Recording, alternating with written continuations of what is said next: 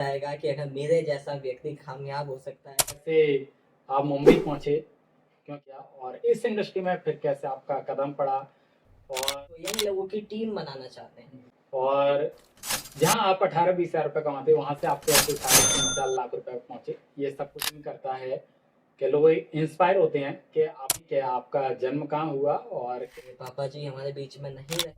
बहुत बहुत धन्यवाद रण सर, क्या आपने हमारे कहने पर आप यहाँ पर आए, उसके लिए बहुत बहुत धन्यवाद सर। इस पॉडकास्ट को अपन 2-3 भागों में कवर करेंगे। पहला आपकी जर्नी, कि आपका जन्म कहाँ हुआ और कैसे आप मुंबई पहुंचे, क्योंकि जो मुंबई का जो आपका जो स्ट्रगल है वो कहीं ना कहीं लोगों को पिन करता है कि लोग इंस्पायर होते हैं कि आपने एकदम डिसीजन लिया और इस इंडस्ट्री में फिर कैसे आपका कदम पड़ा, और जहां आप 18-20 हज़ार रुपये कमाते वहां से आप कैसे 3.5-4 लाख रुपए पहुंचे। ये सब कुछ कवर वगैरह करेंगे।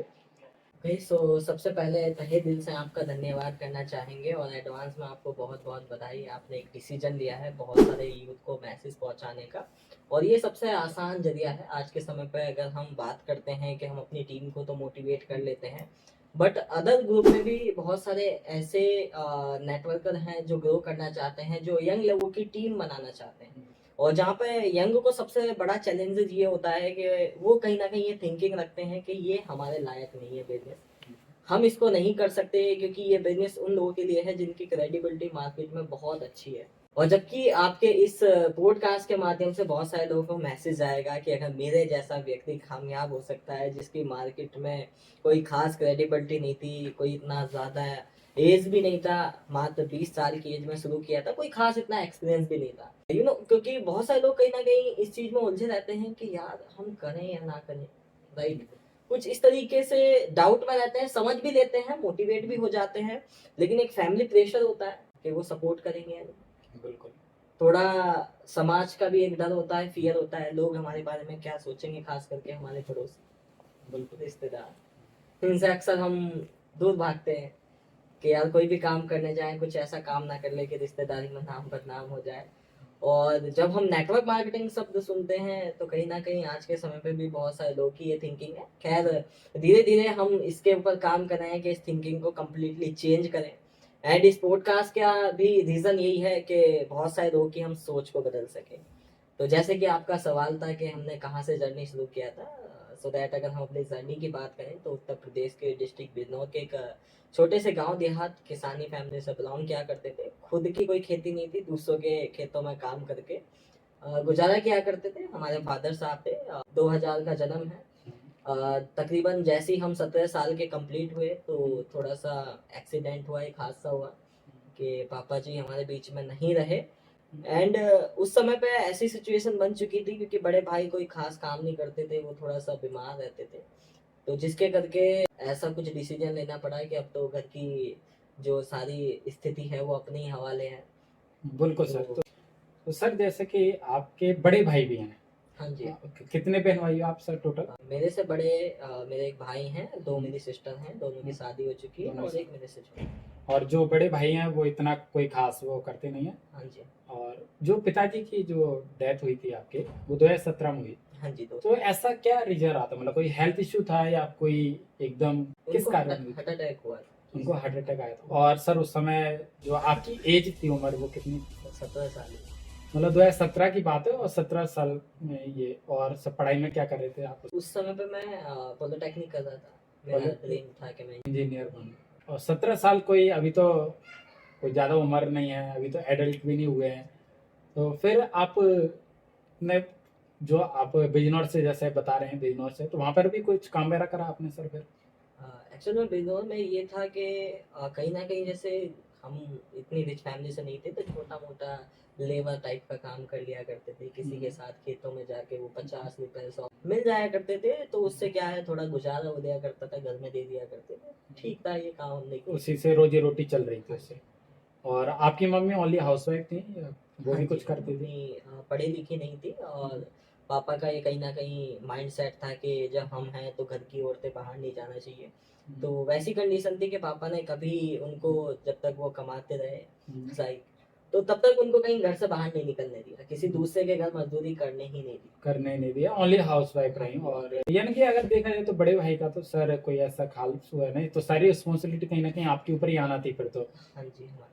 तो सर फिर मतलब एक शहर कहाँ कोना है पूरा यूपी, और महाराष्ट्र दूसरे कोने में लगता है मुंबई, वहाँ कैसे आपका कांटेक्ट हुआ और कैसे जाना हुआ, कोई माध्यम? एक्चुअली मेरे गांव के ही कुछ रिलेटिव थे, हम्म, सो उन्होंने बोला कि आप आइए, कोई दिक्कत नहीं है। वहाँ पे हम एक, उन्होंने कारखाने से कांटेक्ट किया कि हम आपके सारे कपड़ों पे प्रेस किया करेंगे, नए लेडीज़ कपड़े वहाँ पे बना करते थे। तो वहाँ पे उनके माध्यम से मैं हेल्परी पे गया था। प्रेस में जो कपड़ा आता है मंडोलों में, वो हमने उठा उठा के वहाँ पहुँचाया करते थे। फिर प्रेस करने के बाद तो सेम यही हमारा वर्क हुआ करता था। यानी कि जो आप मुंबई गए वो अपने आसपास के जो गांव थे वहीं के 2-4 लड़के गए, उन्हीं के साथ आप भी चले गए थे देखते हैं।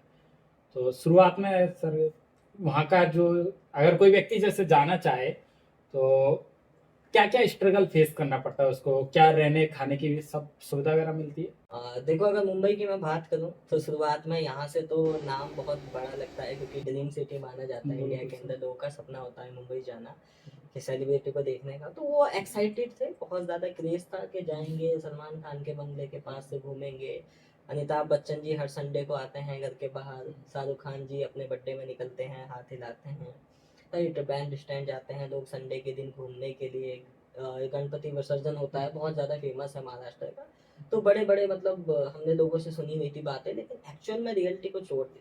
जब वहाँ पे पहुंचे, जो लोग मुंबई पहुंचे होंगे, बांद्रा टर्मिनल का उन्होंने नाम सुना होगा, वहाँ एक घास बाजार है, पूरी मार्केट कपड़ों की है, लेडीज की तकरीबन 5,000 दुकानें हैं। तो वहाँ पे इस तरीके का माहौल है कि मतलब लाइक बहुत ज़्यादा गंदगी है उस साइड में। ठीक है, वो ईस्ट साइड आता है, जो वेस्ट साइड है वहाँ पे सेलिब्रिटी रहते हैं, और जो ईस्ट साइड है वहाँ पे बहुत ज़्यादा वर्कर और यूपी बिहार के ज़्यादातर लोग हैं। ज़्यादातर लोग रहते हैं। तो जो खाने पीने का था और जो रहने का सोने का था वो आपकी साइड से था या जो लेके गए थे उनकी साइड से था कंपनी?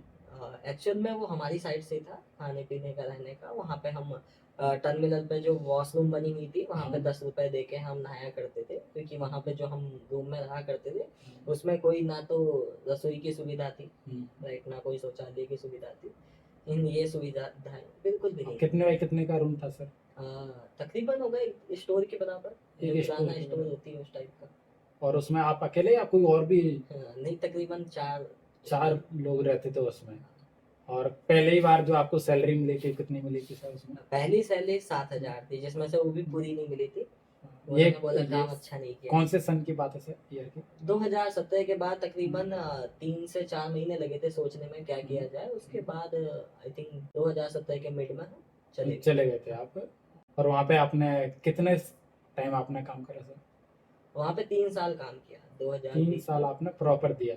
और 7,000 से आपकी स्टार्टिंग हुई, फिर धीरे तो सारा पैसा आप घर भेज देते थे या कुछ और भी करते थे उस पैसे का? नहीं, एक्चुअल में क्या था, देखो, जब हम बहुत कम एज में अपना वर्क कोई भी शुरू करते हैं, काम कहीं पे पर कमाना शुरू करते हैं लाइक, तो हमारा यही ड्रीम होता है कि नहीं यार, फैमिली खुश रहे। तो फिर हम अपने सपनों को सेक्रीफाइस करके जो भी अमाउंट, मतलब अपना खाने पीने से अलग जो भी अमाउंट सेव होता था वो घर पे भेजा करते थे, लाइक मम्मी खुश रहे। और नहीं, बिल्कुल सर। नहीं तो कुछ ना कुछ तो सोचना पड़ेगा कि रात का चूल्हा कैसे जलाएं। अगर आज वो होते तो ये विचार ही नहीं आता। विचार। तो कहीं ना कहीं बेटे का फर्ज बनता है कि इस प्रकार की सोच ही पैदा ना हो कहीं ना कहीं। तो आपने 3 साल सर काम करा, फिर कैसे आपका इस इंडस्ट्री में आना हुआ, कि क्योंकि आपकी जो हाईएस्ट सैलरी पहुंची कितनी पहुंची थी सर? मुंबई के अंदर तकरीबन हम 20,000 रुपये सेविंग किया करते थे। एक्चुअल में जो टोटल इनकम थी 1 मंथ की, वो 32,000 से 34,000 रुपये अर्निंग थी, बट 12 से 14,000 खर्च हो जाए। तो 30,000 रुपये महीना आप कमाते थे, फिर कैसे आपने डिसीजन लिया इस इंडस्ट्री में, क्योंकि एक अच्छा अमाउंट है सर 30,000? देखो, इस इंडस्ट्री के जो महानायक हैं mister Sonu Sharma sir, right, sir की वीडियो काफ़ी अच्छी लगती थी, और मुझे नहीं पता था कि सोनू सर डायरेक्ट सेलिंग का पार्ट है। तो सर की वीडियोस देखा करते थे, तो एक दिन उनकी कमेंट में हमने मैसेज किया। उनकी एक पोस्ट थी कि सर मुझे भी लाइफ बदलनी है, मुझे भी थोड़ा बताइए। और वहाँ से जो मेरे सीनियर थे, अपलाइन थे, जो मुझे इस बिजनेस में लाए, उन्होंने कांटेक्ट किया कि अगर आपको सोनू सर से मिलना है तो पहले हमसे मिलना होगा, पहले हमें समझना होगा, क्योंकि वो है सेलिब्रिटी, डायरेक्ट सेलिंग के सुपरस्टार हैं, राइट। तो आप हमसे मिलिए, हम आपको उनसे मिलवाते हैं। फिर हमने प्लान समझा, उन्होंने बताया, तो एक्साइटेड थे, क्योंकि डायरेक्ट सेलिंग में अगर हम प्लान की बात करें तो मुझे सबसे अच्छा सिस्टम ये लगता है, मुझे नहीं पता कि कितने लोग इससे मोटिवेट होते हैं, कितने लोग इसको इग्नोर करते हैं, कि वहाँ पे जो हमारी ज़िंदगी है ना, उसकी कीमत बताई जाती है। जो एक व्यक्ति अपने आप को हारा हुआ, थका हुआ मान के बैठा हुआ है कि यार मेरे पास तो कुछ भी नहीं है, कि यार ये भी कोई ज़िंदगी है, तो वो बिकने के लिए तैयार है अगर उसको कोई 5 लाख में खरीद ले। लेकिन डायरेक्ट सेलिंग का जब आप प्लान देखते हैं ना, एक्चुअल में आपकी कीमत पता चलती है कि आप करोड़पति इंसान हैं। बस अपने आप को निखारना है। चमकाना है। तो सर जब आपने, जैसे कि आप बोल रहे हैं कि आपने कहीं पर मैसेज डाल दिया था कमेंट में, हाँ जी। और कि मेरे को भी अपना लाइफ बदलना है, जैसे वीडियो में सोनू सर का आपने सुना, तो ये बात मुंबई की है ये क्या, कि मुंबई में ही रह के आपने ये कमेंट किया था? हाँ जी, मुंबई में रह के हमने मैसेज किया था, कमेंट किया था, एंड वहाँ से ही हमने प्लान देखा था। और यहाँ तक कि फर्स्ट टाइम जब हमने प्लान देखा था, तो जहाँ रूम में हम रहा करते थे, प्लेस किया करते थे, हाँ टेम्परेचर बहुत हाई हुआ करता था, बिल्कुल। तो वहाँ पे हम केवल वो सैंडो बनियान जो आता है, हाँ जिसमें सलमान खान जी ऐड करते हैं, वो पहने हुए थे। तो अपलाइन ने हमें सबसे पहले डांटा कि मीटिंग है, प्रोफेशनल लोग का बिजनेस है, यही चेंज करना है, तो सही से कपड़े पहन के आइए। चलती हुई मीटिंग में कॉल किया गया, बेइज्जती की गई मीटिंग के अंदर, बीच मीटिंग में बेइज्जती कर, बीच मीटिंग में बेइज्जती। बुरा भी लगा, वीडियो ऑफ की, अपलाइन ने कॉल किया, नहीं शर्ट पहन के आना है, और वीडियो ऑन करके कनेक्ट, ऑन करके वीडियो, जूम पे वो मीटिंग थी, हम जूम पे कनेक्ट हुए।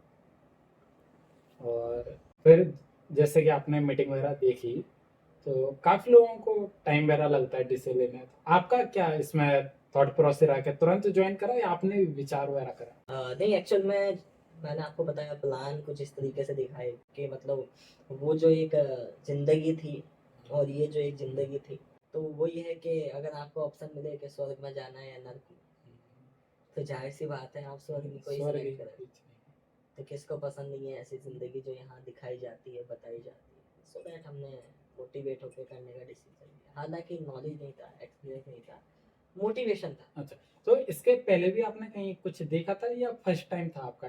नहीं, एक्चुअल में मेरे साथ एक छोटा सा स्कैम टाइप का हम बोल सकते हैं। एक व्यक्ति थे जिनसे हमने बोला, हमारे फ्रेंड ही थे गांव के, उनका नाम सोनू था। अच्छा, और उनका नाम सुना। हाँ, तो जब मैंने बोला यार सोनू सर से मिलना है, तो उन्होंने बोला सोनू सर से मिलने से पहले सोनू शर्मा सर से मिलना, सोनू शर्मा सर से मिलने से पहले आपको सोनू से मिलना पड़ेगा। तो मैं उनसे मिला, वो लाइक दूसरी कंपनी थी, हालांकि उन्होंने मेरे साथ रॉन्ग एक्टिविटीज़ की थी कि उनके नाम पे किसी दूसरी कंपनी में ज्वाइन कराया। हमने एक अमाउंट भी उनको पे किया था, 5,000 के समथिंग। अच्छा, हाँ जी, और कुछ प्रोडक्ट भी आए थे हमारे पास, लाइक कोट टाइप का आया था, कपड़ा आया था, मिर्ची आई थी, एंड हल्दी का पैकेट आया था, चावल आए थे। तो ये चीज़ें हुई थी, लेकिन उसके 15 दिन बाद हमें समझ में आ गया था कि सोनू सर तो दूसरी कंपनी का पार्ट है। एक्चुअल में हम सॉन्ग कंपनी में हमें ज्वाइन कराया गया। यानी कि अगर देखा जाए तो कहीं ना कहीं ईमानदारी फर्स्ट प्रायोरिटी व्यक्ति को रखना चाहिए, कि अगर किसी व्यक्ति को अगर आप ज्वाइन करा रहे हैं तो जो है वही अगर आप बताएंगे तो, क्योंकि उन्होंने एक लीडर को खो दिया। अगर आज अगर देखें, अगर वो सही सच बताते तो आज शायद वो भी कहीं ना कहीं होते। हाँ जी, ये तो 100% फैक्ट की बात है कि कहीं ना कहीं अगर आप रियलिटी नहीं दिखाएंगे, तो जब व्यक्ति को सच्चाई पता चलती है तो वो बहुत हर्ट होता है। उस समय उसकी दो चॉइस होती है, या तो वो उसी को सब कुछ मान के आगे कंटिन्यू करना शुरू करे, कोई दिक्कत नहीं है, इग्नोर करे, या तो जब लीडर की ईमानदारी के साथ कहीं ना कहीं खेला जाता है, तो वो फिर डिसीजन लेता है कुछ इस तरीके से कि नहीं यार, ये व्यक्ति अगर आज इतना झूठ बोल सकता है तो आगे बड़ा भी लॉस कर सकता है, बिल्कुल। और हमारा बिजनेस ईमानदारी का। तो सर आपका जो, जैसे आपने ज्वाइन करा तो मुंबई से आपने ज्वाइन करा, तो पेमेंट वगैरह पे करा आपने या खुद ने ऑर्डर आईडी वगैरह के लिए डॉक्यूमेंट्स वगैरह भेजे आपने? नहीं, एक्चुअल में डॉक्यूमेंट हमने भेजे थे उनको, और पेमेंट हमने उनको किया था, उन्होंने पेमेंट मांगा था। हालांकि शुरू में थोड़ा सा डर भी लगा था, लेकिन सोचा यार 2-3 हज़ार की बात है, कोई बड़ी बात नहीं है, और 2,000 से हमने शुरू किया था। 2,000 वहाँ 5,000 से, यहाँ 2,000 से। पहले 5 किया, और वो कहते नहीं दूध का जला छाली फूक फूक के पीता है, लेकिन आपने फिर भी पे कर दिया, क्योंकि बहुत से लोग घबराते हैं एक बार स्कैम होने के बाद, लेकिन आपने पे कर दिया आपने। और पे इसलिए किया ना, और कंपनी वो गलत नहीं थी, व्यक्ति गलत था। बिल्कुल। कंपनी मैं कभी गलत नहीं बोलता, जो हमारे लीडर्स होते हैं जो हमें ज्वाइन कराते हैं उनके ऊपर डिपेंड। कि वो हमें सही से गाइड कर पाते। तो सर आपका जो फर्स्ट मीटिंग है या पहला जो इवेंट वो कब हुआ और कैसे आपका आना हुआ? फर्स्ट मीटिंग जो मेरा हुआ था वो मुझे अच्छे से याद है, जनवरी 2021 में हुआ था। यानी कि लॉकडाउन की बात है ये। हाँ जी, लॉकडाउन की बात है। मुंबई से आए थे हम डायरेक्ट मीटिंग अटेंड करने। अटेंड किया हमने मीटिंग। उस समय पे 8% का हमारा लेवल था। 202 रुपए का चेक था। 202 रुपए का आपका चेक आया था और वो भी- 30,000 रुपए आप महीने का कमा रहे थे आप। हाँ, वो भी अकाउंट में क्रेडिट नहीं हुआ था, वो बोनस वाउचर वाउचर बन जाता है जिससे आप प्रोडक्ट उतने का ले सकते हैं। लेकिन जब हम यहाँ पे आए, इवेंट को अटेंड किया, जिम कॉर्बेट मुझे बहुत अच्छे से याद है। कोई इवेंट हुआ था 3 दिन का, और जब अटेंड किया हमने वहाँ लोगों को देखा, मर्सिडीज देखी, BMW देखी, जो आज तक हम कहीं ना कहीं देखा करते थे केवल रील्स में, फोटोज में। हकीकत में देखा, हमारे सीनियर थे। इस बिजनेस की सबसे खास बात है, बोलते हैं लो यदि चाबी, चलानी आती नहीं थी, अनलॉक किया, उनके संदूक से निकले, फोटो क्लिक करवाया। वो जो फील था शुरुआत का, उसने मजबूर कर दिया है कि अब दोबारा जॉब पे लौटना है। बिल्कुल। तो ये बात 2021 की है सर। हाँ जी, 2000। तो आप डायरेक्ट मुंबई से उत्तराखंड जिम कॉर्बेट आए थे या कैसे? मुंबई से डायरेक्ट हम दिल्ली आए, क्योंकि दिल्ली हमारे आए। सीनियर वहीं रहते थे। अच्छा। और वहाँ से बसें थी जिम हम्म, कॉर्बेट के लिए, सभी के लिए। तो बस से फिर हम जिम कॉर्बेट आए।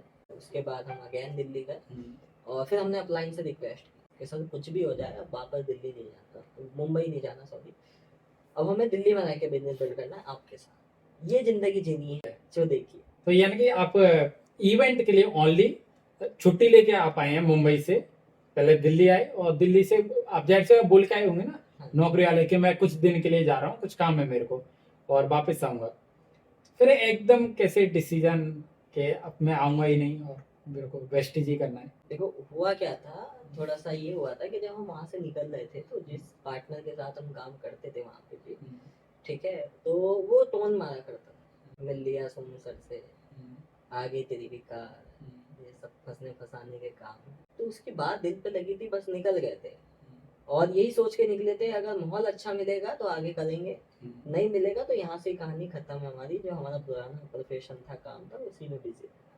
लेकिन जब इसको देखा, नहीं यार, सब कुछ रियलिटी है, अपलाइन सेम वही है, चेक भी वही है, जो ऑनलाइन दिखाया जाता है। हाँ, गाड़ी भी वही है, ठीक है, हर चीज वही है। और मैं सभी से बोलना चाहता हूँ, जितने भी ऑनलाइन बिजनेस को शुरू करते हैं, भाई अपलाइन से जरूर मिल लो, मीटिंग का मौका मिले कभी मिस मत करना। लॉन्ग टाइम टिकना चाहते हैं और तो लोगों 2-4 रुपए को देखना नहीं है, जरूर हाँ, खर्च करके मिलना चाहिए। हाँ जी, जरूरी है कि आप मिलो, चाहे कुछ भी क्यों ना करें। एक कहीं ना कहीं माइंड सेट एकदम क्लियर हो जाता है कि करना है। देखो आज तक हम आपसे मिले नहीं, मैं मान के चलता हूँ, आज तक हम कभी मिले नहीं। आप हमारे डाउनलाइन हैं या हमारे अपलाइन, तो अगर आप हमसे कभी 1 लाख रुपए मांगते हैं, कितनी भी बड़ी प्रॉब्लम क्यों ना हो, मैं आपको नहीं दूंगा बिल्कुल। जब तक मैं आपसे मिला। मैं मिला हूँ आपसे, मैंने आपका घर देखा है, आपको अर्जेंट में जरूरत है, मैं मैनेज करके आपको दे दूँगा। मेरे पास होंगे तो, नहीं होंगे कोशिश करके जहाँ से भी होंगे देते हैं। तो सेम यही रूल इस बिजनेस का। बिल्कुल। यहाँ लाइफ का सवाल है, आप किसी को लाइफ समर्पण कर रहे हो, अपने सीनियर को अपनी लाइफ देते हो, अपना करियर देते हो, अपना समय देते हो, अपना पैसा लगाते हो। तो वो तभी लगा पाओगे ना आप खुल के, जब आप उससे मिल चुके होंगे। एकदम भरोसा होगा 100%। एकदम भरोसा हो, सेम ये चीजें हमारे साथ। तो फिर आप जिम कॉर्बेट से आप दिल्ली पहुंचे और दिल्ली में आपने कॉल कर दिया जॉब जहाँ पर आप जॉब करते थे क्या? अब नहीं आएंगे, हालांकि उन्होंने दो तो तीन लाइनें भी बोली थी। तो सर वहां पर आप आए हैं तो पैसा तो होगा ना उस व्यक्ति के पास आपका, क्योंकि आप नौकरी करते थे। वही मैं आपको बता रहा हूँ, उन्होंने 2-3 लाइनें बोली थी, तो मैंने उनको बोला 5,000 रुपये बाकी था कि आप हमें ये अमाउंट दे दीजिए। तो उन्होंने बोला ये अमाउंट लेने के लिए आपको यहाँ आना पड़ेगा, आप अचानक से एज ए नई जॉब पार्टनरशिप में छोड़ सकते, लॉस होगा हमारा, उसको भी रिकवर करना है। जुलाई से कितने महीने आप रहे थे? तकरीबन यही कुछ 7-8 महीने। 7-8 महीने आप साथ में आप रहे थे। तो ऐसा भी कोई सर पॉइंट आया कि क्योंकि 6 महीने मायने रखते हैं सर, और ऐसा लगा कि छोड़ देना चाहिए या इसमें कुछ नहीं रखा, या जिसने जो बोला था कि हमने करके छोड़ दिया, जो जिसका नौकरी करते थे, वो याद आया कि शायद वो सही बोल रहा है, ऐसा कुछ कभी 6 महीने में सर? देखो एक्चुअल में क्या हुआ था, जो हमारे करंट अपलाइन थे, जो हमें बिजनेस में लाए थे, वो तो हमें 8% के लेवल पे ही मना कर गए थे कि आप देख लो, हम तो जा रहे हैं। लेकिन हम एक्चुअल में इंस्पायर उससे होते हैं जो इनकम कमाते हैं, जो हमें प्लान दिखाते हैं। प्लान हमें जो हमारे अपलाइन के अपलाइन थे उन्होंने दिखाया था, ठीक है। उन्हीं के साथ हम रहे थे। और जब हम उनको बार बार चीज़ें बताया करते थे कि सर कब ग्रोथ होगी, कब एक अच्छा चेक बनेगा, हालांकि जनवरी के बाद फरवरी में 3500 रुपये का चेक बना, मार्च में भी 3500 रुपये का चेक बना, अप्रैल में भी 3500 का चेक बना। ये लेकिन अप्रैल 2021 की बात चल रही है। हाँ 2021 की बात है। लेकिन ये कहीं ना कहीं था कि यार 3500 में क्या हो रहा है, दिल्ली जैसे शहर में रहते हैं, आपके खर्चे होते हैं, लोगों से मिलना होता है, पैसे लगते हैं, ऑनलाइन एडवर्टाइजिंग होता है, पैसे लगते हैं, हर चीज़ में पैसे लगते हैं। मेरे छोटे भाई थे, क्योंकि पापा की डेथ के बाद हमने तो तुरंत काम करना शुरू कर दिया था, लेकिन उससे पहले वो मोबाइल रिपेयरिंग का काम सीख रहे थे। ऑनलाइन काम करा या ऑफलाइन करा, कैसे? अभी तक किसी को डायरी पेन पर बैठ के प्लान कभी वेस्टीज का दिखाई नहीं। आज तक नहीं दिखा। उनको अच्छे से बोलना नहीं आता था, मुझे बड़ी करते हैं फिर। तो उनका सपोर्ट मिला हमें फिर इस बिजनेस में आने के बाद। तब तक वो सीख चुके थे, अच्छा खासा उनको सैलरी मिलता था, सपोर्ट किया उन्होंने, 2-3 हज़ार रुपये देते रहते थे। तो दिल्ली हम सर्वाइव कर पाए उसके बाद।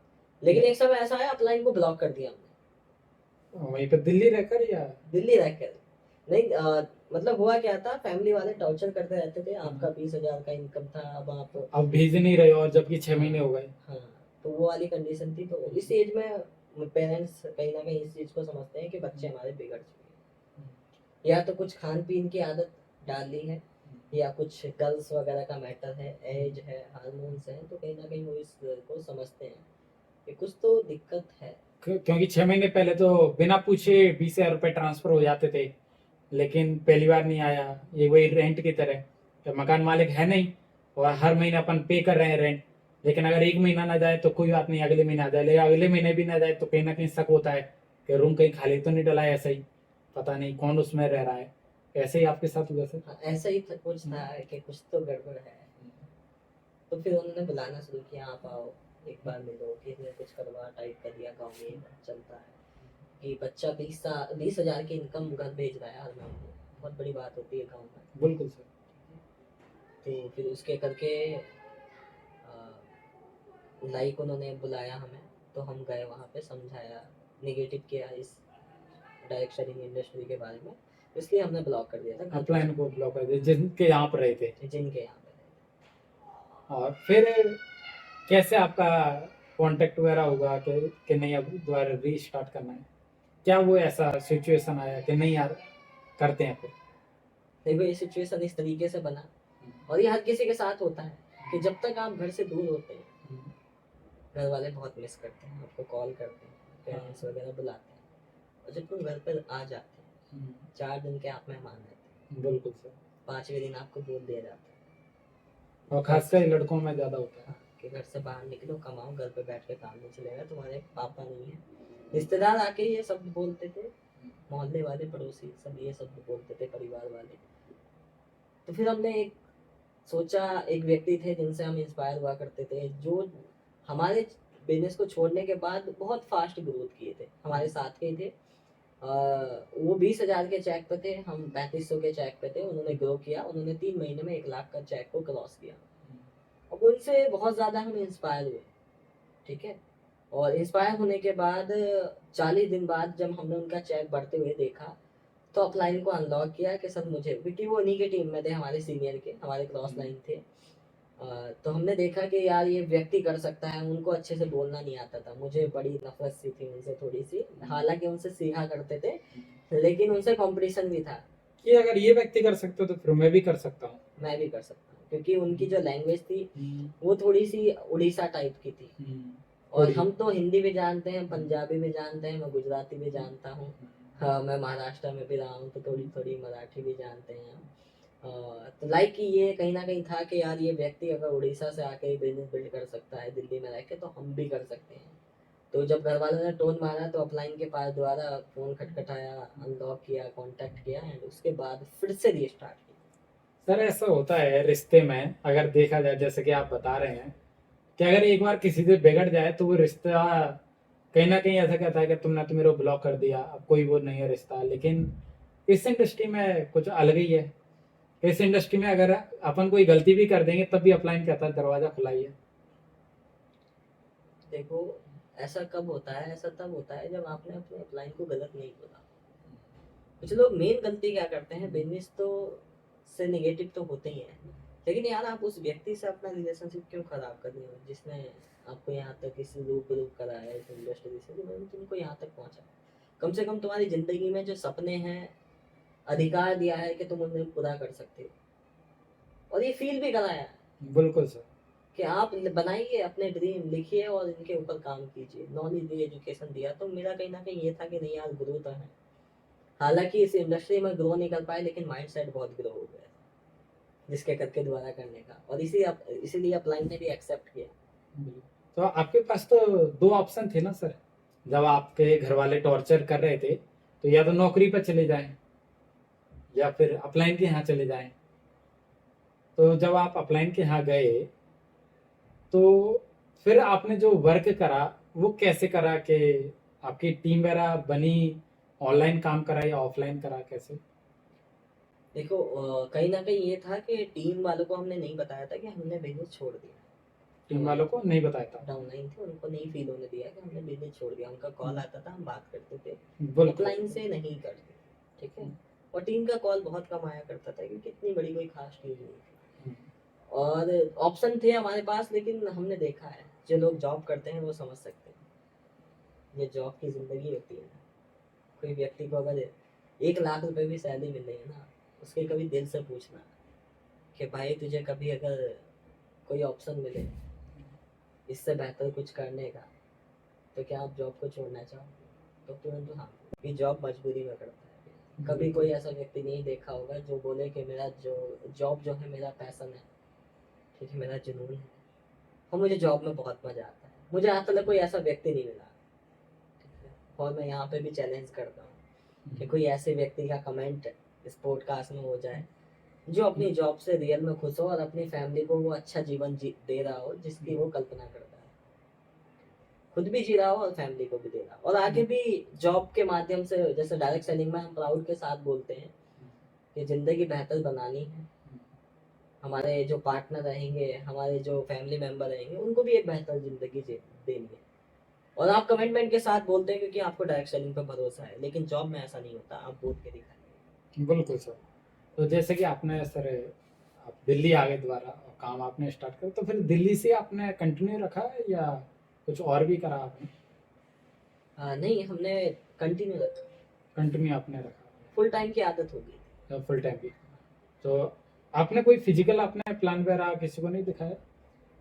मैं आपको रियलिटी बताता हूँ, मैंने आज तक अभी तक किसी को डायरी पेन पर बैठ के प्लान कभी वेस्टिज का दिखाया नहीं। आज तक नहीं दिखाया आपने कभी नहीं डायरी। और सारा आपने ऑनलाइन करा आपने? टोटल ऑनलाइन किया। कोई व्यक्ति पूछा भी करता था ना, फोन के एप्लीकेशन से बताता था, डायरी पेन ओपन ही नहीं किया। बिल्कुल। तो आपने जैसे वर्क आपने स्टार्ट वगैरह कर दिया, और तो आपके जो नंबर जो कॉलिंग वगैरह आप करते थे तो आपके अपलाइन देते थे या आप ही अरेंज वगैरह करते थे? नहीं, अपलाइन का तो ये रहा करता था कि भाई देखो हमने ब्रांच बना दिया है, अब आप खुद बिल्ड करो। और यही होता है, रियलिटी यही होती है कि आप ब्रांच बनने के बाद अगर सेल्फ डिपेंडेंट बन गए ना, आपने अपनी जिम्मेदारी समझ ली, तब आप ब्रांच बन पाओगे, 1 लाख 2 लाख की इनकम आपको आएगी। लेकिन अगर आपने अपनी जिम्मेदारी नहीं ली, तो चाहे आप स्टार डायरेक्टर क्यों ना बन जाए, आप कभी भी 1 लाख के चेक पर नहीं पहुंच पाए। जिम्मेदारी सबसे बड़ा रोल प्ले करती है जो आपकी टीम को टिका करती है, ये हर कोई व्यक्ति नहीं करता। यानी कि आप खुद ही आप मैनेज वगैरह करते खुद मैनेज किया करते थे, खुद सोशल मीडिया पर जाया करते थे, देखा करते थे। इतने मैं आपको बता देता हूँ, कभी कभी मुझे ये शब्द बोलना पड़ता है, हालांकि बोलना नहीं चाहिए, कि पढ़े लिखे लोगों को भी हमने गंवार बनते हुए देखा है। जब सरकारी जॉब के नाम पे हमने फेसबुक में कमेंट लोगों की मार्कशीट देखी है, फील हुआ करता था यार मुझे कि इनको सरकारी जॉब चाहिए, वो भी फेसबुक में किसी ग्रुप में अपनी मार्कशीट अपनी डिटेल्स भेज रहे हैं, और वहां से उन लोगों से कांटेक्ट किया करते थे। हालांकि मैं ये शब्द यूज कर रहा हूँ क्योंकि मैंने वहां से लीड्स निकाली है, लेकिन ये सब चीजें नहीं करना चाहिए भाई, अपनी कभी भी पर्सनल डिटेल्स ऐसे शेयर नहीं करनी चाहिए। बिल्कुल। फेसबुक पे वो पढ़े लिखे व्यक्ति गवर्नमेंट जॉब की तलाश कर रहे हैं। तो जब आप दोबारा दिल्ली आए थे, तब आपका जो फर्स्ट पे आउट बना था, दोबारा से जब दिल्ली आए थे अनब्लॉक करा था, तब कितना पे आउट बना था? उसके बाद तो ये समझ लो जुनून था, डायरेक्ट 7,000 का चेक आया था हमारा। 7,000 का चेक? पैशनेट थे। फिर कुछ जब वो बोलते हैं ना, जो खोना था वो खो दिया, अब पाने के लिए तो पाने के लिए है जो भी है। सारा पानी पाना और फिर उसके बाद जो काम किया, कुछ लाइफ के डिसिप्लिन बनाए, कुछ रूल्स बनाए। बुक पढ़ने का शौक नहीं था, पढ़ाई, क्योंकि घर वालों के सामने सही साबित करना है भाई, उनको पैसा देना है घर का। है। बिल्कुल। नहीं दिया तो फिर निगेटिव करेंगे, फिर बुलाएंगे। 7,000 का चेक बनाया, और इसमें सबसे अच्छी बात ये थी, कंपनी की एक स्कीम आई जिसका फायदा हमने उठाया। अगले महीने हमने 38,000 का चेक बनाया। 7,000 से 38,000 38,000 का पे आउट आपका सीधा। सीधा। अच्छा। फिर आप दिल्ली से कहीं बाहर भी गए अपनी टीम को बिल्ड करने के लिए? हाँ, फिर उसके बाद ये 38,000 का चेक तभी बन पाया हाँ। कि 7,000 का चेक आते ही हमारे सीनियर ने बोला कि अब तुमको अपनी टीम को संभालना है, मिलिए ऑफलाइन में। तो हम अपनी टीम के कुछ लीडर्स के साथ ग्वालियर में शिफ्ट हुए। बोलिए शिफ्ट। और शिफ्ट होने के बाद हमारी टीम में ऐसे ऐसे पर्सन थे, लाइक जो बीड़ी सिगरेट भी पिया करते थे। कैसे ना कैसे करके गुजारा किया यार। टीम में खराब नहीं करना, आदतें हैं, धीरे धीरे जाते जाते जाती है, एकदम से नहीं जाते। और आप किसी को कभी बदल नहीं सकते जब तक वो खुद से बदलना ना चाहे। तो हमने अपने काम पे फोकस दिया, इसलिए 38,000 का चेक बना। क्योंकि कभी कभी कभी ऐसे लोग जो कहीं ना कहीं थोड़ी उनकी आदतें ऐसी होती हैं कि कभी ना कभी शुरुआत में जब आपको जरूरत पड़ती है तो आपकी सपोर्ट इस तरीके से करते हैं कि वो भाई, मतलब एक समझ लो एजुकेटेड पर्सन जो बहुत ज्यादा डिग्री लिए हुए हैं उनसे भी महान हो जाते हैं जब शुरुआत में वो आपको सपोर्ट करते हैं। तो वो वाला रोल उनका था। क्या वो कहते नहीं कि ऊपर ऊपर उठने वाले तिनका का सारा काफी है, वही वही सेम चीज। वही वो लोग बने आपके लिए। तिनका नहीं, हम उनको बोलेंगे डायमंड हमारी जिंदगी के, जो हमें चमकाने आए थे। सब बने थे। तो आपका जो 7,000 से जो पे आउट बना था 38 का, उसमें कितना डिफरेंस है महीने का? एक ही महीने का। एक ही महीने का? सितंबर में जुलाई में हमारा जो इनकम आया था, हाँ। जुलाई में जो इनकम आया था वो आया था हमारा 7,000 का। और जुलाई के बाद अगस्त में आया था 38,000। 38,000 का सीधा पे आउट आपका, सीधा 38 का। और फिर आप कहीं इवेंट वगैरह कुछ आपने करा फिर उसके बाद अगेन जिम कॉर्बेट आने का मौका। ठीक है, 1 साल हाँ, फिर आप जिम कॉर्बेट। हाँ, 1 साल भी नहीं बोलेंगे, तकरीबन 9-10 महीने बाद फिर से जिम कॉर्बेट। Jim Corbett. और एक वीडियो भी हमने बनाई थी कि इस बार तो अकेले आए हैं, अगली बार काफिला आएगा। और फिर अगली बार जब आए टीम से तकरीबन, ऐसे तो मुझे याद नहीं है लेकिन फिर भी थे 10 से 12% थे। 10-12% आप कह रहे थे। यानी कि अगर देखा जाए तो शुरुआत के 6 महीने में तो कुछ नहीं है आपका, क्योंकि उसमें तो यही डिसीजन लेने में लग गया कि इसको फुल टाइम करें, घर पर नहीं टोरा। और जो आपका पेशेंस है उसी ने सिर्फ 1 महीने में आपको 38 पे पहुंचा दिया आपको। फिर फिर वापस आप ग्वालियर गए, या कहाँ से आपने फिर आगे की जर्नी कंटिन्यू रखी सर? ग्वालियर में ये चैलेंज आया हमें कहीं ना कहीं कि हमारी कंपनी के जो मोस्टली इवेंट होते थे वो दिल्ली में ही होते थे। जी और जो भी चीज़ें हुआ करती थी, कोई कार सेलिब्रेशन होता था दिल्ली में होता था। कभी कभी ऐसी मीटिंग हुआ करती थी कि नाइट में मैसेज आ रहा है कल मॉर्निंग में मिलना है, हेड ऑफिस हमारी कंपनी का दिल्ली में ही है। तो फिर हमने सोचा यार दिल्ली में ज़्यादा फैसिलिटी। फिर हमने दिल्ली शिफ्ट होने का डिसीजन लिया। हमने दिल्ली में रूम लिया, एक 2 BH का फ्लैट लिया और फ्लैट में शिफ्ट हुए। तो जैसे ही आप कह रहे हैं कि ये जो सिचुएशन आई, प्रॉब्लम आई, तो कहीं ना कहीं आपने अपलाइन से शेयर किया होगा, हाँ जी, बताया हो। तो अपलाइन ने डायरेक्ट बोल दिया या उन्होंने कुछ टाइम दिया कि नहीं अभी नहीं आना है या बाद में आना है? अभी क्या है, अभी तो एक ही बात 38 का पे आउट आया है, इससे क्या ही होगा दिल्ली में, या डायरेक्ट बुला लिया था? नहीं, अपलाइन हमारे ऐसे थे, हमें बोला करते थे उड़ो आसमान खुला है। मैं तुम्हें बांध के नहीं रखना चाहता, मैं तुम्हें खुला आसमान देना चाहता। अच्छा। हमारे माइंड सेट में, यानी कि हमारे माइंड में जो भी चीज़ें आया करती थी, ठीक है, वो कभी भी उसको इग्नोर नहीं करते थे। बोलते उड़ो तुम। बुलाया दिल्ली में, रूम दिवाया, रूम दिए। फिर बोला मीटिंग अगले महीने, रूम लेने के अगले महीने मीटिंग करनी है आपको, फ़ोन से अच्छा नहीं लगता। अब आप 38,000 रुपये कमा यानी प्रेजेंटेशन देना है। हाँ, अब आपको प्लान देना है, आपके पास कोई लैपटॉप होना चाहिए ठीक ठाक का, लाइक मैकबुक। हमारे अपलाइन हमें मैकबुक ही रेफर किया करते थे। और हम उसके अगले महीने 1 महीना हम दिल्ली में रहने के बाद अगले महीने हम तकरीबन सितंबर अगस्त में हम सॉरी अगस्त सितंबर अक्टूबर में हम तकरीबन 85,000 का मैकबुक खरीदे। मेरे को खरीदा, यानी कि 1 साल के अंदर अंदर। हाँ, एक साल। आपने 85,000 रुपये का आपने मैकबुक ले लिया। और जिस महीने हमने मैकबुक खरीदा उस महीने 50,000 का चेक 85,000 का चेक था और एक डाउन पेमेंट का। नहीं, 50,000 का चेक था, तो 85 का मैकबुक। 85 का आपने मैकबुक लिया था। फिर सर कैसे आप आगे बढ़े?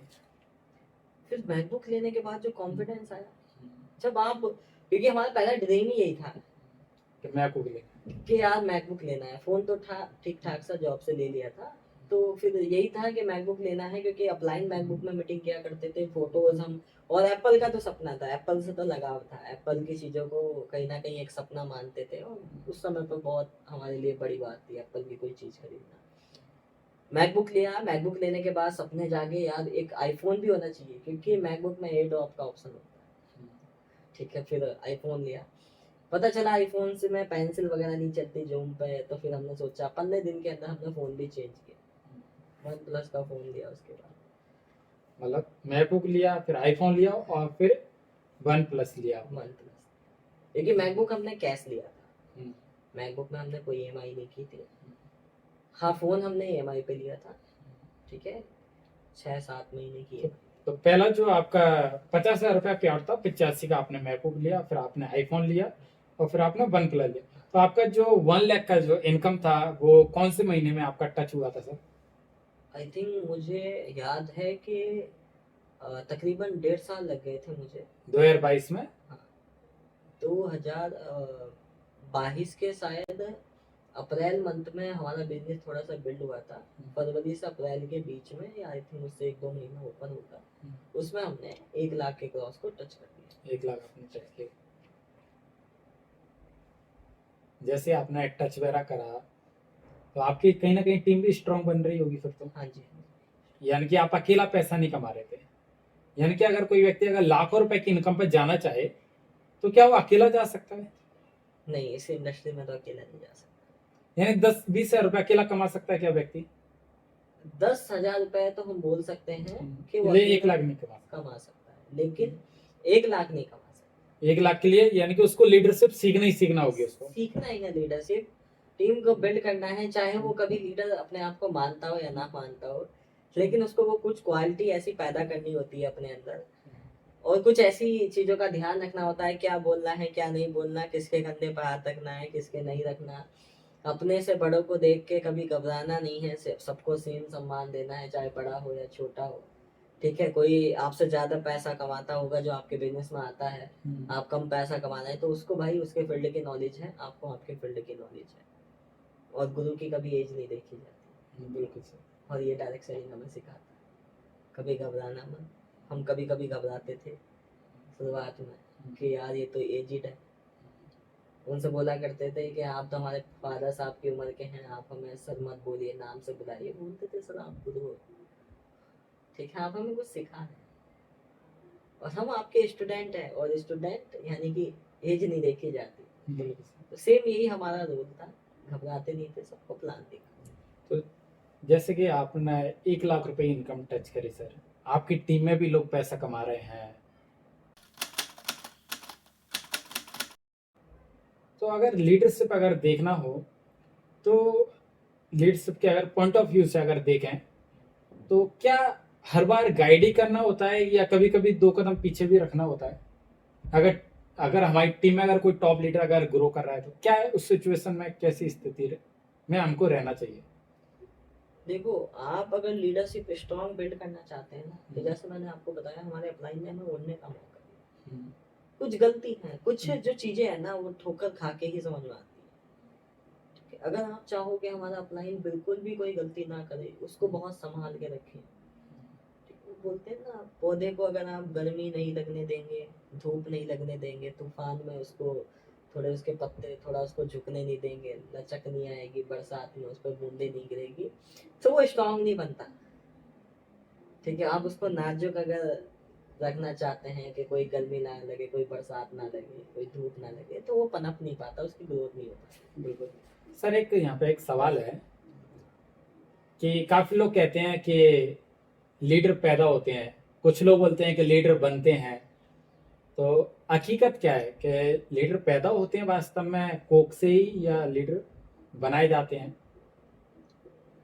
देखो मेरा ऐसा मानना है, जब व्यक्ति बदलने के लिए तैयार है ना, तो फिर आप उसको प्रधानमंत्री भी बना सकते हैं। और जब व्यक्ति बदलने के लिए तैयार नहीं है ना, तो ना तो वो कभी पैदा हो सकता है उस तरीके से लीडर, जैसे आपने बताया लीडर पैदा होते हैं, पैदा तो सब होते हैं लेकिन सब लीडर नहीं। सब लीडर नहीं होते भाई।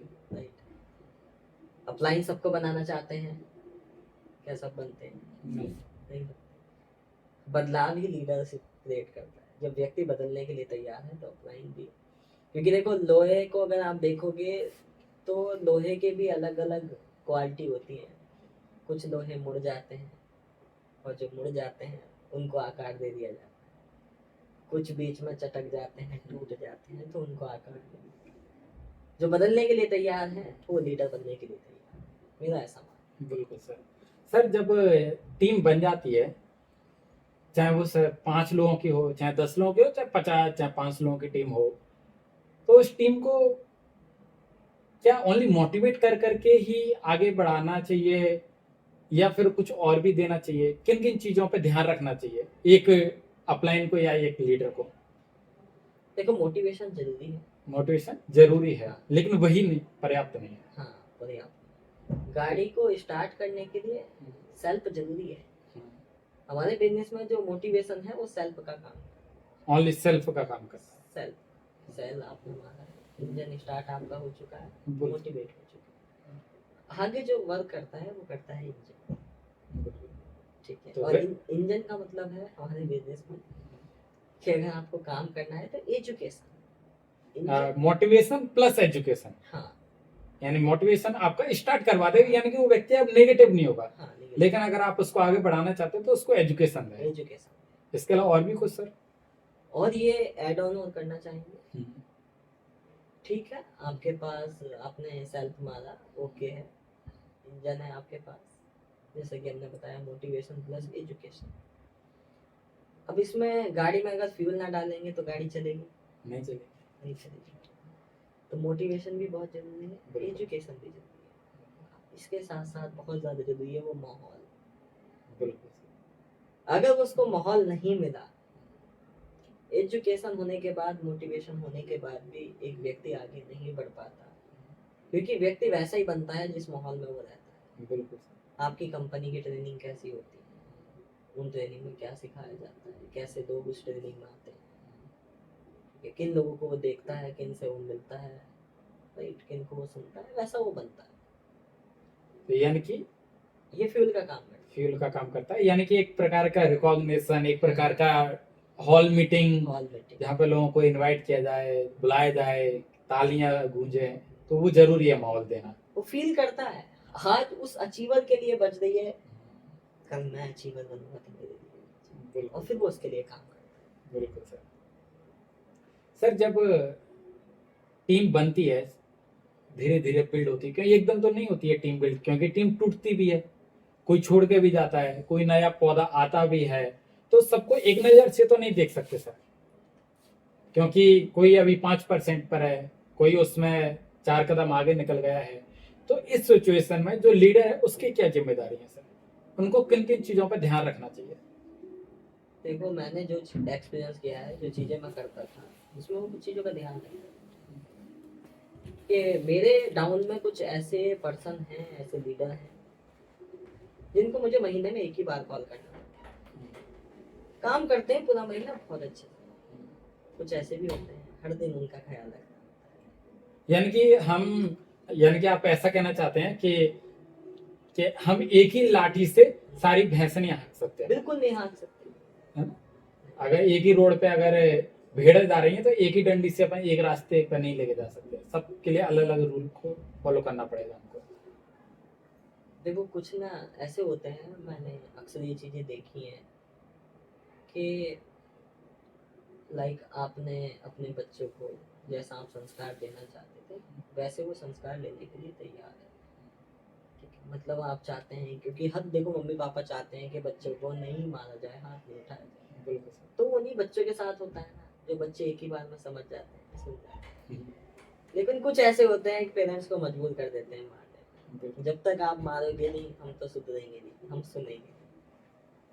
तो वो डांट से भी नहीं सुनते, फिर मारने से सुनते हैं। बिल्कुल सर, हमने देखा है कि आपका 3.5-4 लाख आपका इनकम पहुंचा है आपका, और आपकी जो टीम है वो पूरी ऑनलाइन है सर, ज्यादातर ऑनलाइन है। और फिर आपने लीडरों को बुला के, जैसे अभी कह रहे थे कि माहौल जरूरी है, तो आप माहौल में लोगों को बुलाया, फिर आपने लीडरों को आपने डेवलप करा है। तो आपकी जो टीम है, जैसे कि हमने देखा है कि आपकी टीम आपके ऊपर ब्लाइंडली ट्रस्ट करती है, तो इसका क्या वो है रीजन के?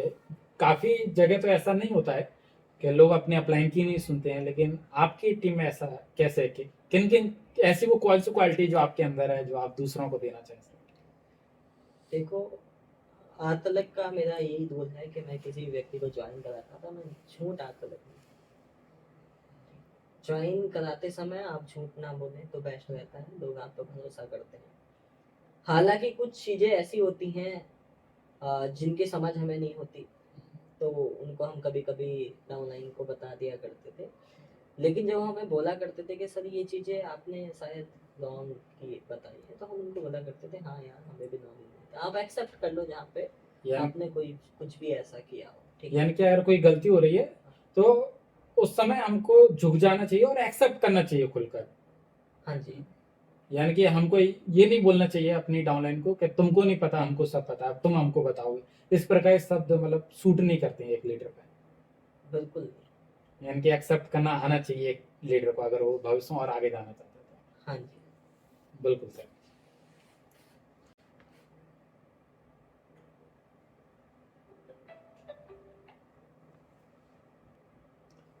सर थोड़ा सा आगे बढ़ते हैं, और ये समझते हैं अब, थोड़ा सा एक सवाल है कि अगर हमको अपने जो टीम में जो लोग हैं, अगर उनको हमको निखारना है या एक रास्ते पर लेके जाना है, यूनिटी एंड डिसिप्लिन मेंटेन करना है, तो उसके लिए क्या करना चाहिए हमको? देखो, अगर आप एक विजन लेके बिजनेस बिल्ड करते हैं और चाहते हैं कि उस विजन के साथ आपकी टीम भी जुड़े, आपका मतलब लीडरशिप भी उस तरीके से तैयार हो उस विजन को कंप्लीट करने में, तो आपको ये चीज़ समझनी होगी कि क्या आपने जहाँ पे आप चीज़ें पहुँचना चाहते हैं लोगों के साथ, क्या आपने उनका एक बार राय ली है, आपने उनसे डिस्कशन किया है कि भाई ये विजन है, इसके ऊपर काम करना है। क्योंकि कहीं ना कहीं कुछ ऐसा होता है कि लीडर जब अकेले अकेले डिसीजन ले रहा होता है ना, तो कुछ डाउनलाइन ही कुछ लीडर उसके खिलाफ हो जाते हैं। तो हमने कभी ये नहीं किया, हम हमेशा वही चीजें किया करते थे जो टीम के लिए फायदेमंद हो, जो हमारे कोर लीडर्स के साथ मिलकर डिस्कशन की गई। यानी कि सर आप कहना चाहते हैं कि बॉस नहीं बनना है, हाँ, बॉस नहीं कि बनना। अकेले ही सब कुछ नहीं करना और अकेले डिसीजन नहीं लेना है। और डायरेक्ट सेलिंग में है भी नहीं यहाँ, मतलब हमारे बॉस नहीं होते, पार्टनर होते हैं। पार्टनर होते हैं, तो उनसे राय पार्टनर की जरूरी है। सलाह तो दी जरूरी है, पार्टनर नाराज हो गए तो धंधा बिल्ड हो गए। बिल्कुल बिल्कुल सर, ये आपने एकदम बात सही कही है कि चाहे वो छोटी बात क्यों ना हो, चाहे वो मीटिंग से क्यों ना हो, कि हम एक मीटिंग करने ही सोच रहे हैं या कहीं पर एक छोटा सा फंक्शन ही सोच रहे हैं, तो उनसे विचार विमर्श करें या कोई रिवॉर्ड वगैरह, तो एक बार सलाह लेना जरूरी है, चाहे वो अपना सजेशन दे या ना दे। बिल्कुल सर। सर कभी ऐसा आपके साथ हुआ है क्या कि आपका जो टॉप लीडर है वो आपके फेवर में नहीं है, आप हो सकता है कि आप उसके बारे में सही सोच रहे हैं, लेकिन उसको लग रहा है कि आप गलत हैं, कि उसको लगता है कि ये कभी मेरे बारे में सही नहीं सोच सकते, तो क्या आपने उस व्यक्ति को छोड़कर कहीं और टीम बिल्ड किया, या फिर भी आपने उस व्यक्ति को सपोर्ट करा है उसकी टीम में जाकर? देखो, मैंने डायरेक्ट सेलिंग में अभी तक जो चीज़ें एक्सपीरियंस की है एंड जो हमारे सीनियर हमें समझाया करते थे, कोई कोई व्यक्ति आपके खिलाफ क्यों ना हो लेकिन आपके नेटवर्क, जैसे जब आप एक फैमिली के अंदर रहते हैं तो कभी कुछ चीज़ों पे मन मुटाव हो जाता है, मम्मी पापा के साथ, भाई बहन के साथ, लेकिन फिर भी एक फर्ज बनता है कि जब आप खाना खा रहे हैं तो पूछें बिल्कुल। कि आओ बैठो खाना खा, आपने खाया या नहीं खाया, राइट। तो सेम इसी तरीके से कि वो व्यक्ति आपके अगेंस्ट जा रहा है, आपकी नहीं सुन रहा, आपका लीडर है, ठीक है, लेकिन बीच बीच में पूछो कि धंधा अच्छा चल रहा है, फोन आ रहा है आप उठाओ, ऐसा नहीं कि आप भी ईगो में बैठे रहो। क्योंकि मैंने आज भी जो सेशन अटेंड किया है उसमें भी यही चीज़ें सीखा है कि ईगो को एक पेपर पे लिख के अपने वॉलेट में रखे और पीछे वाली जेब में रखो। ईगो को अगर आप पीछे रखोगे तभी आगे बिल्ड हो कर पाओगे बिल्कुल सर। business। और कहीं ना कहीं लोगों को अगर बर्बाद करने का कोई कारण है तो वो ईगो ही है सर। ईगो ही है कि अब मेरी टीम बन चुकी है, अब मैं पैसा कमाने में लगा हूँ, अब मैं एक बड़ा लीडर बन चुका हूँ, अब छोटे लोगों से नहीं मिलूंगा। अब एक दो लीडर चला भी जाता है, मुझे फर्क नहीं पड़ता है। भाई ये फर्क पड़ता है। वो है ना कि फैमिली में दादा की उम्र 80 साल हो गई, 100 साल हो गई, कोई काम नहीं कर रहा। दादाजी है ना, उनका प्रेजेंट ही काफी है। ऐसा नहीं कि वो चले भी जाएंगे कोई फर्क नहीं पड़ेगा, भाई प्रेजेंट ही काफी है। कहीं ना कहीं माहौल तो दे ही रहे हैं वो। माहौल दे रहे हैं, अगर लीडर जाएगा तो जाहिर सी बात है कि नेगेटिव माहौल बनेगा फिर। मैसेज जाता है यार कुछ तो गड़बड़ है, कंपनी में गड़बड़ है, अप्लाइंग में गड़बड़ है, व्यक्ति अच्छा काम कर रहा है। यानी कि अगर कोई व्यक्ति जा रहा है तो प्रयास करना है सर उसको रोकने का। प्रयास नहीं करना, आपको एफर्ट लगा देना है कि रुक जाए भाई किसी भी तरीके से। केवल प्रयास काफी नहीं है कि ईगो को आगे लेके नहीं आना उस टाइम के, तुम्हारे अकेले भी टीम बिल्ड कर लेंगे।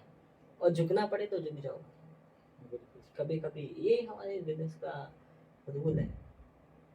जैसे हम ज्वाइनिंग के समय पर झुक जाते हैं ना, कि चलो 2 दिन बात कर लेना, चलो अभी कम से कर लो, चलो हम ही आपका कुछ अमाउंट डाल देते हैं, आपसे नहीं हो पा रहा, झुकते हैं ना यार। जब आप ज्वाइनिंग के लिए झुक सकते हो तो क्या आप लीडर के लिए नहीं झुक सकते? बिल्कुल सर। झुकना चाहिए। तो सर ऐसी भी सिचुएशन आती है कभी कभी कि अपलाइन बहुत पैसा कमा रहा है और अपलाइन के पास बहुत पैसा है, ऐसा डाउनलाइन को लगता है कि लाखों रुपए क्रेडिट हो रहे हैं अकाउंट में। तो कहीं ना कहीं टीम छोटे छोटे जो अमाउंट रहती है उनको पे करना पसंद नहीं करती है। तो इस सिचुएशन में अपलाइन का क्या रोल है? क्या उसको समझाना चाहिए या खुद ही पे करते रहना चाहिए? नहीं देखो, समझाना बहुत जरूरी है क्योंकि डाउनलाइन की कोई गलती नहीं है। डाउनलाइन को तो पता है कुबेर का खजाना अपना है। बिल्कुल सर। ठीक है, तो अपलाइन को कहीं ना कहीं इन चीजों को टोकना चाहिए और पहली गलती पर टोक दे तो बेहतर है। कि बार बार अगर टोकता है ना तो वो भरे रहते हैं कि किसी दिन मौका मिलेगा तो इसको अच्छे से बताएंगे कि इसने कहाँ कहाँ पे कितना पैसा खर्च करा। और वो थोड़ी सी भी गलती करता है और अपलाइन जब उस पर खुल जाता है, भड़क जाता है, तो वही है कि जो भी पुराने चीजें थी वो खुल के फिर उसके सामने रख देता है। और फिर बात इतनी बिगड़ जाती है, इतनी बिगड़ जाती है कि वो भी जब सुनता है इन चीजों को कि यार अपलाइन भी देखो छोटा छोटा हिसाब के ऊपर आज बोल रहा है, इतना पुराना, तभी बताता मैं तभी आगे नहीं ले पाता। मतलब उसके जो बात करने के तरीके होते हैं फिर पूरे चेंज। और कहीं ना कहीं दो विचारधाराएं, वो कहते हैं ना एक ही म्यान में दो तलवार नहीं रह सकती। तो अपलाइन डाउनलाइन को तो एक ही ग्रुप में रहना है, लेकिन दो विचारधाराएं फिर पैदा हो जाती हैं। वहां से फिर वो रिलेशनशिप ब्रेक हो जाता है। ब्रेक हो जाता है। यानी कि शुरुआत में टोक देना चाहिए टोक देना चाहिए कि अगर लीड्स का कोई पेमेंट है तो भाई तुमको पे करना है, अपना प्रमोशन चलाना है, अपना रिवॉर्ड का पेमेंट वगैरह पे करना है। चाहे दो ही, अगर किसी ने अगर एक भी अगर रिवॉर्ड क्वालिफाई करा है, चाहे वो 100, 500, 1000 का हो, पैसा लेना चाहिए सर उससे। देखो इसमें मैं 2 बातें ऐड ऑन करना चाहूंगा कि या तो आप उसको पैसा दो और अगर दो तो फिर भूल जाओ। बिल्कुल। तो जैसे कोई व्यक्ति है, जैसे हमारी टीम का सर टॉप लीडर है, टीम का टॉप लीडर है सर, उसकी टीम का रिवॉर्ड है और अपलाइन की साइड से रिवॉर्ड निकला है, तो हमको उसकी टीम में रिवॉर्ड अपने पैसे से बांटना चाहिए या मैसा उसके पास अभी पैसा नहीं है देने के लिए, तो क्या पूरा पैसा हमको लगा देना चाहिए उसके रिवॉर्ड, या कुछ परसेंटेज उसको धीरे धीरे सिखाना चाहिए और फिर धीरे धीरे बढ़ाते रहना चाहिए? दोनों क्या करना चाहिए?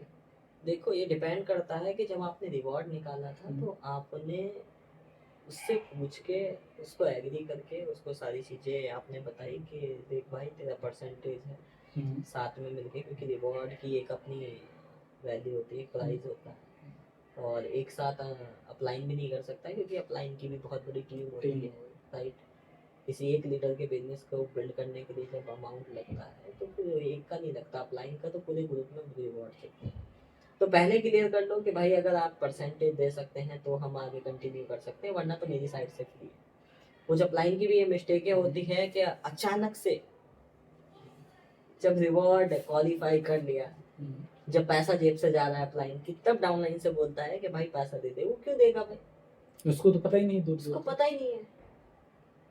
समझ लो ना, चाहे वो कितना ही पैसा क्यों ना कमा रहा, चाहे उसके लिए वो बहुत छोटा सा अमाउंट क्यों ना हो, लेकिन वो क्यों देगा जब आपने डिस्कस नहीं किया, जब आपने पहले ही चीजें नहीं बताई, नहीं देगा। सर जैसे काफी लोग हैं जो रिवॉर्ड क्वालिफाई कर लेते हैं, तो जो रिवॉर्ड जो लोग क्वालिफाई करते हैं तो उनका जो रिवॉर्ड है लोगों के पास नहीं पहुंच पाता है।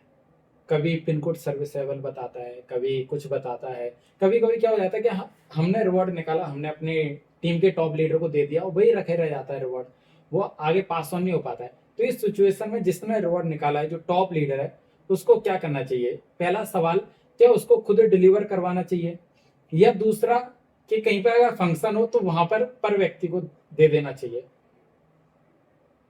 देखो, अगर मैं रिवॉर्ड की बात करूँ तो अगर कोई भी फंक्शन रिसेंट में है, बहुत जल्दी में, यानी कि कुछ समय का टाइम है, 1 वीक 15 दिन, तो आप वेट कर सकते हैं एंड आप उस इवेंट में आने तक होल्ड कर सकते हैं उस रिवॉर्ड को। लेकिन अगर कोई इवेंट 2 महीने बाद है तो फिर वेट मत कीजिए, क्योंकि हमारे बिजनेस के अंदर कंसिस्टेंसी भी कराना है। हाँ वही सर, इसलिए अब वो अगर आप 2 महीने तक होल्ड करके रखेंगे, उसके पास पहुंचेगा नहीं, तो व्यक्ति आगे कोई भी रिवॉर्ड क्वालिफाई नहीं करेगा एंड वो जो रीपरचेसिंग होती है वो नहीं डाल पाएगा। तो कहीं ना कहीं सिस्टम ब्रेक होगा सर। 100% सिस्टम ब्रेक होगा, आपकी वजह से वो आया। एज अ सीनियर आपकी जिम्मेदारी थी, चाहे वो व्यक्ति क्यों ना बोल रहा हो। देखो, अगर जब आप किसी को 500 1000 का कोई रिवॉर्ड दे रहे हो तो 80 90 रुपए कोरियर में लगाना कोई बड़ी बात नहीं। बढ़िया ना, लगा यानी कि लगा देना चाहिए, उस लगा चीज से घबराना नहीं चाहिए हमको। बिल्कुल। सीएनसी के लिए सर अगर आप कुछ कहना चाहें कि बहुत से लोग 14 तारीख को करते हैं सीएनसी, जबकि जैसे कि सोनू सर आज बता रहे थे कि महीने में एक ही बार करना होती है, लेकिन फिर भी वो व्यक्ति वो एक डेट को ही नहीं कंटिन्यू रख पाता, तो इस सिचुएशन आप क्या कहेंगे सर? देखो, मैं यही बोलना चाहूँगा, जहाँ तक मैंने अभी तक इस बिजनेस को जाना है, कि जब 2 तारीख को आपकी डाउनलाइन आपका पोस्टर देखती है ना सीएनसी, तो वहाँ से ना एक मैसेज आता है, और हम तो सीएनसी के पोस्टर पे लिखते हैं कि हमने अपनी जिम्मेदारी को कंप्लीट किया, अब आपकी बारी है। तो फिर वो व्यक्ति ना अपने आप में सोचता है यार कि आज के समय पे उस पर पैसा नहीं है, लेकिन वो सोचता है यार मैं भी इस तरीके का कोई सिस्टम बनाऊंगा कि मैं भी 2 तारीख को करूँ। चाहे वो आज नहीं कर रहा हो, आज आपके पोस्टर से उसको कोई फर्क नहीं पड़ा, उसने देखा, मन में ये चीजें आई उसके और उसने इग्नोर कर दिया। दूसरे महीने शायद उसने देखा, इग्नोर कर दिया, तीसरे महीने, लेकिन चौथे महीने कहीं ना कहीं वो आपको देख के फिर वो सिस्टम से कनेक्ट हो जाता है, वो 2 तारीख को कैसे ना कैसे करके अमाउंट अरेंज करता है और सीएनसी डालता है। तो मुझे भी प्रोडक्ट यूज़ करने हैं यार, मेरा अपलाइन डेली प्रोडक्ट डालता है, फोटोज खींच के, और प्रोडक्ट के फीडबैक बहुत अच्छे हैं। फिर वो चाहे रिटेलिंग करे चाहे वो खुद यूज़ करे, लेकिन वो डालता है। बिल्कुल सर। सर कभी कभी क्या होता है कि जो लीडर है वो लीडर बन रहा है, कभी कभी बहुत बड़ा अभी लीडर नहीं बना, लेकिन लीडर बनने की राह पर है, अभी रास्ते में ही है, अभी बन रहा है। उसको लगता है कि जो कंपनी का सिस्टम है वो गलत है, अपलाइन का जो सिस्टम है वो गलत है, तो इस सिचुएशन में उसको क्या करना चाहिए इस समय? देखो, अगर उसको सिस्टम में कमियां दिखाई दे रही है तो मेरा ऐसा मानना है कि एक बार उसको अपने अंदर झांक के देख लेना चाहिए, क्योंकि सिस्टम बनाने के लिए ना ऐसा नहीं कि एक व्यक्ति अकेला सिस्टम खड़ा करता है, उसमें अलग से एक टीम हायर की जाती है, एक आईटी डिपार्टमेंट की पूरा ग्रुप होता है, ठीक है, जो उस सिस्टम को बनाने के लिए सबसे पहले सोचता है, माइंड में डिसाइड करता है, फिर लैपटॉप में अपने डिसाइड करता है, फिर वो रूल वो सिस्टम लागू होता है। सिस्टम किसी एक व्यक्ति की सोच नहीं होती, सिस्टम में बहुत सारे एजुकेटेड पर्सन जो है उस सिस्टम को बनाते हैं उस तरीके से। अपलाइन के सिस्टम में आप कभी कभी कमियां निकाल सकते हो, मैं नहीं बोलूँगा अपलाइन का सिस्टम में कहीं ना कहीं कमियां मुझे भी नज़र आती है, लेकिन आप कंपनी के सिस्टम में कमियां नहीं निकाल सकते। अगर आप कंपनी के सिस्टम में कमियां निकाल रहे हैं तो फिर आप गलत जगह पर हैं। जैसे मैं टूर करता हूँ, एक एग्जांपल से मैं क्लियर करता हूँ, तो कभी मैं यूपी से हूँ, और होता क्या है कि कभी कभी हम राजस्थान जाते हैं, अब राजस्थान का अगर आप खाना देखेंगे तो बहुत ज़्यादा घी वहाँ पे यूज़ किया जाता है, बहुत ज़्यादा मीठा वहाँ दिया जाता है। वो खाना लेके आ रहे हैं, खाना लाके उन्होंने दिया हमको खाने के लिए, और जब मैं खाने को देख रहा हूँ तो नज़र आ रहा है यार सब्जी से ज़्यादा तो मिठाइयाँ हैं। तो गलत वो नहीं है, मैं गलत जगह पर। बिल्कुल बिल्कुल सर, ये आपने ठीक एकदम सही। हाँ, अगर मैं अपने घर के सपने की कल्पना कर रहा हूँ तो मैं गलत हूँ भाई, मैं गलत जगह पर।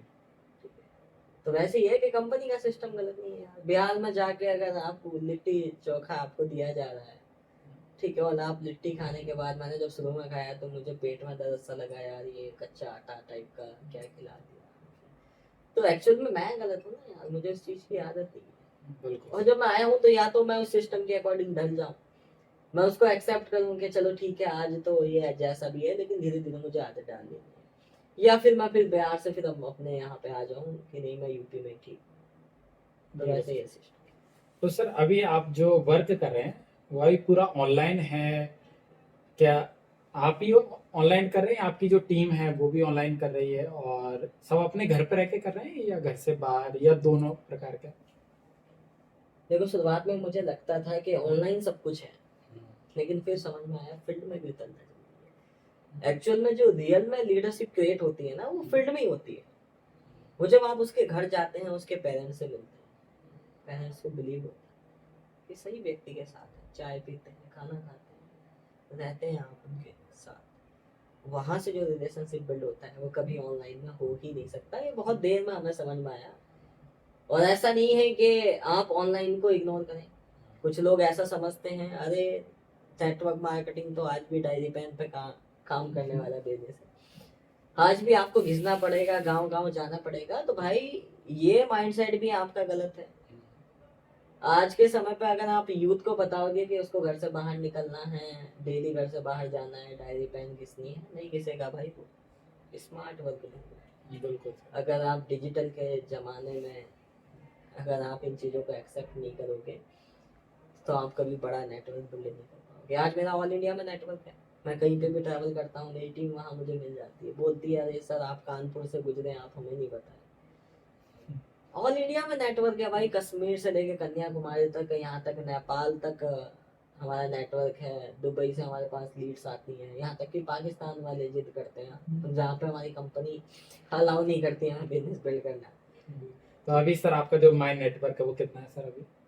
माई नेटवर्क की अगर बात करूँ तो 1,40,000 से प्लस लोगों का मेरा माई नेटवर्क शो करता है। हालांकि इसमें कुछ डीएक्टिवेट आईडीज हैं, एक्टिवेट तो वही होगी तकरीबन 10 से 15 के रेशो में।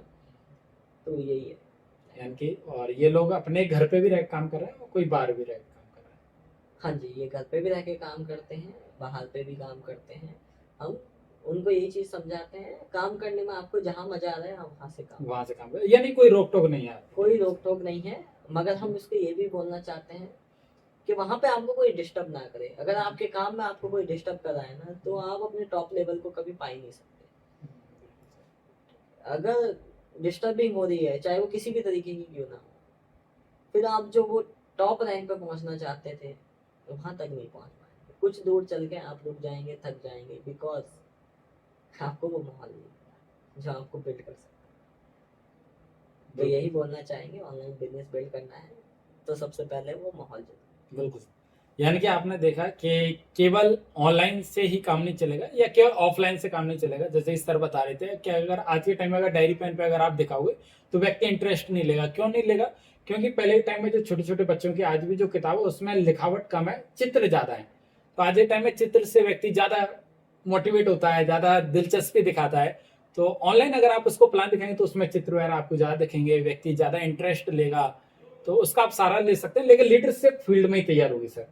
तो आपको जो अगर लीडरशिप तैयार करना है तो फील्ड में, और एक इवेंट का पार्ट जरूर आपको बनाना है अपनी टीम को। बाकी का आज का आपको पॉडकास्ट कैसा लगा आप कमेंट में जरूर बताइएगा दोस्त, और ऐसे ही आप देखते रहिएगा, और मिलते हैं आपसे नेक्स्ट पॉडकास्ट में। आपका सर बहुत बहुत धन्यवाद, आप यहाँ पर आए। Thank you so much sir, wish you well.